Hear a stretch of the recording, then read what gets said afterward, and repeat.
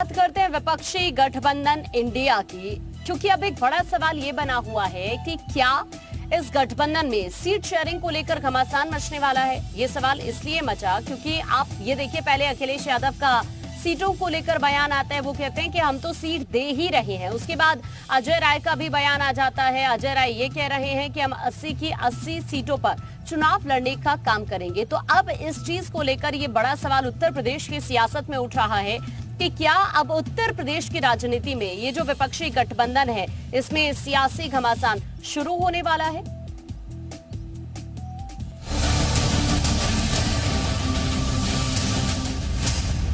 लोकसभा चुनाव के पहले इंडिया में फूट।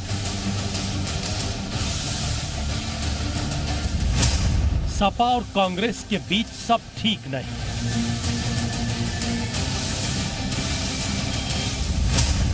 अजय राय का सपा के खिलाफ बयान। इंडिया में घमासान, 2024 में नुकसान।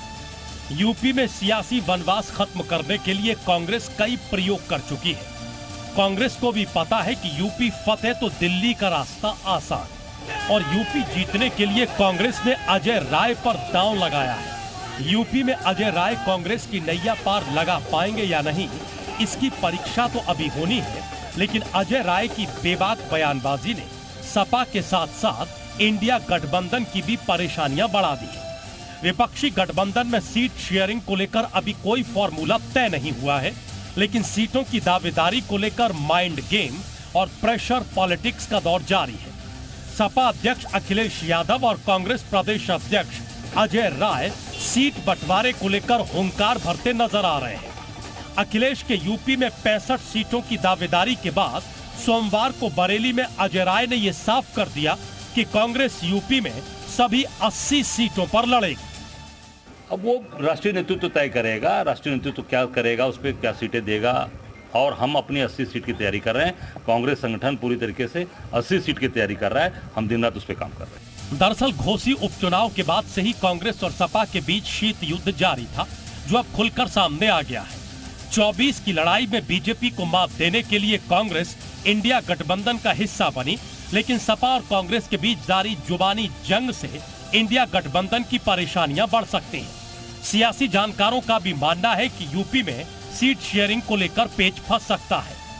कांग्रेस और समाजवादी पार्टी के बीच ये सुलझ जाए तो बहुत बड़ी बात समझिए। हो सकता है सीट शेयरिंग के मुद्दे पर इनमें बात ना भी बने और इंडिया गठबंधन उत्तर प्रदेश में शायद सीट शेयरिंग के मुद्दे पर कहीं टूट ना जाए, ये भी आशंका नजर आ रही है। क्योंकि समाजवादी पार्टी ने कांग्रेस के साथ जो सीट शेयरिंग का मुद्दा है, उस पर कांग्रेस को केवल, कांग्रेस और राष्ट्रीय लोकदल दोनों को केवल 15 सीटें छोड़ने की बात कही जा रही है, जबकि कांग्रेस का दावा है कि उन्हें 45 सीटें मिलनी चाहिए और समाजवादी पार्टी स्वयं 65 सीटों पर लड़ना चाहेगी। यूपी विधानसभा चुनाव 2017 में कांग्रेस और सपा ने उत्तर प्रदेश में गठबंधन किया था, मगर बीजेपी की प्रचंड लहर में अखिलेश यादव और राहुल की सियासी दोस्ती कोई कमाल नहीं दिखा पाई। हालांकि 24 में कांग्रेस सपा के साथ आने से दोनों ही दलों को फायदा होने का अनुमान है। 2022 यूपी के विधानसभा चुनाव में सपा ने अपनी स्थिति मजबूत की, जबकि कांग्रेस की हालत और पतली होती चली गई। यूपी से अभी भी कांग्रेस को काफी उम्मीदें हैं, इसलिए कांग्रेस ज्यादा से ज्यादा सीटों पर लड़ना चाहती है।